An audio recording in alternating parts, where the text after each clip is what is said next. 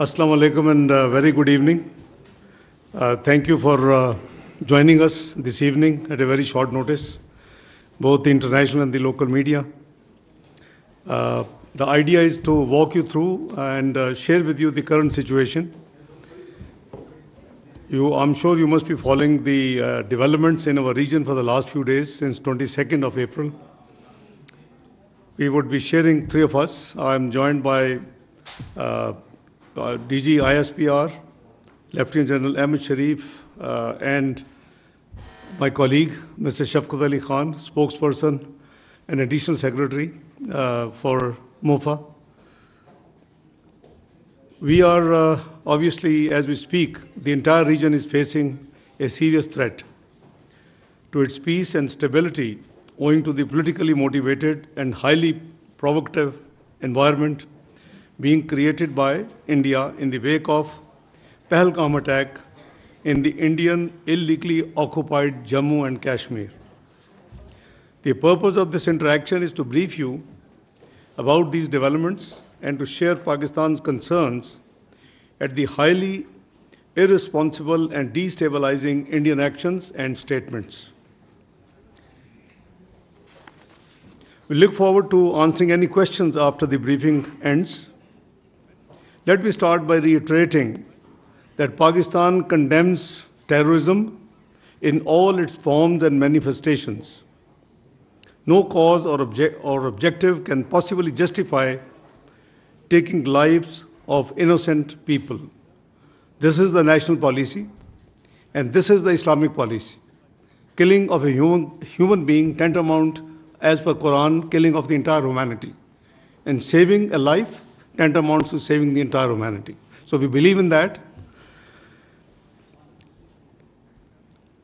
Let me say that targeting of innocent civilians is surely deplorable and condemnable. And this is happening in many parts of the world, and we have been subscribing our views and our policy everywhere it happens. We are concerned over the loss of lives during the Pahalgam attack. We also extended our condolences. Being a victim of terrorism itself, no one can feel the pain of those impacted by this scourge like Pakistan.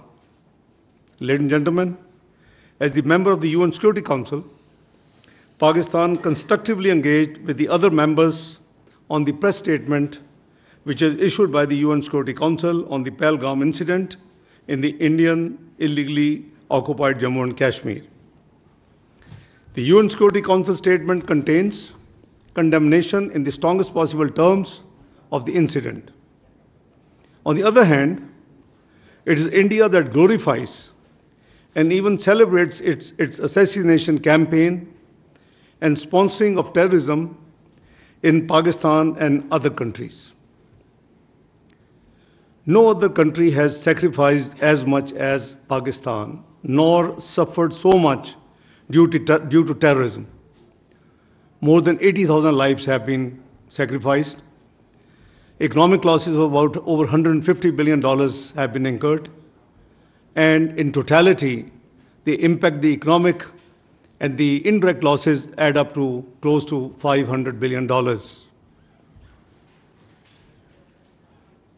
We have been working closely with the international community to address this common threat. Since 22nd of April, Foreign Office has been actively involved and in interacting with the international community. At least a dozen foreign ministers, deputy prime ministers, and the Prime Minister, I have been in touch and have discussed and explained the situation.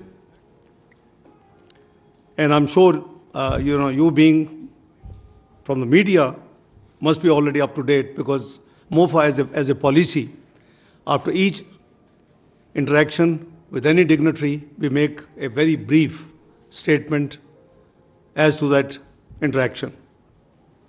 The countless sacrifices made by our valiant law enforcement agencies as well as common citizens have helped address the threat of terrorism and contributed towards regional and international peace and stability.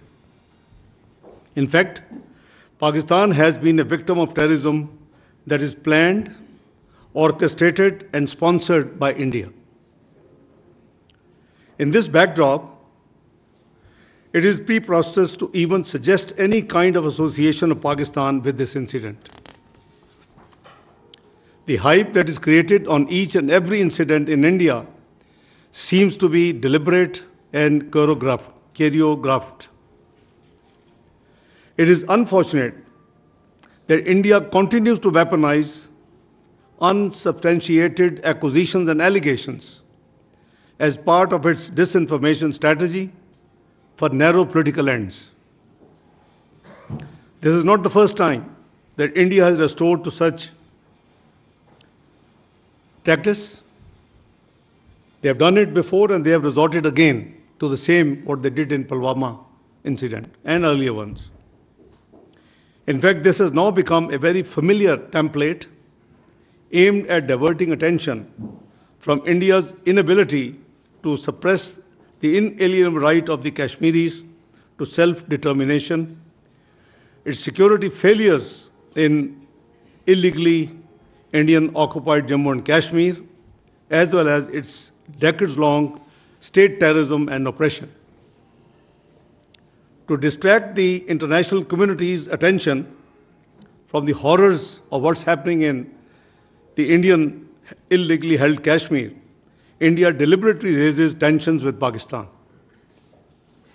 A durable solution for India lies in focusing on its internal problems instead of raising fingers on other countries. India has been deploying the allegations of terrorism to achieve a strategic objective for long.